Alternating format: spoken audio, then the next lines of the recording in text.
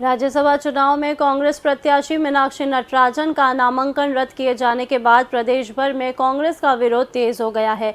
इसी क्रम में कटनी जिले में कांग्रेस कार्यकर्ताओं ने जिला मुख्यालय पर प्रदर्शन करते हुए गांधीवादी तरीके से सामूहिक उपवास किया।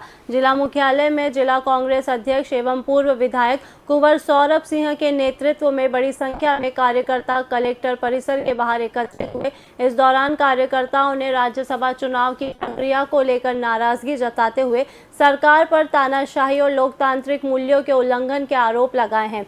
प्रदर्शनकारियों ने सामूहिक उपवास कर अपना विरोध दर्ज कराया। कांग्रेस नेताओं का कहना है कि यह विरोध केवल जिला मुख्यालय तक सीमित नहीं रहा, बल्कि जिला कांग्रेस कमेटी और महिला कांग्रेस के संयुक्त नेतृत्व में जिले के सभी ब्लॉक मुख्यालयों पर भी उपवास कार्यक्रम आयोजित किए गए हैं। वहां कार्यकर्ताओं ने सरकार के खिलाफ नारेबाजी करते हुए अपना विरोध प्रकट किया है। देखिए, भाजपा राज में लगातार लोकतंत्र की हत्या हो रही है, संविधान के द्वारा दिए गए अधिकारों का हनन हो रहा है। इसी के तारतम्य में लगातार भाजपा कुछ ना कुछ ऐसा कर रही है जो उसकी महिला विरोधी मानसिकता को दर्शाता है।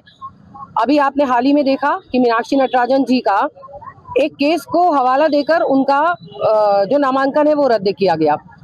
जानकारी के लिए बता दूं कि जिस केस का हवाला देकर उनका नामांकन रद्द किया गया है, लेकिन इसमें मीनाक्षी नटराजन जी के ऊपर ना तो कोई एफआईआर दर्ज थी, ना ही उनके ऊपर कोई केस फाइल हुआ है। लेकिन इस चीज को लेकर भाजपा वालों ने ये कहा कि उन्होंने एक महत्वपूर्ण जानकारी छुपाई।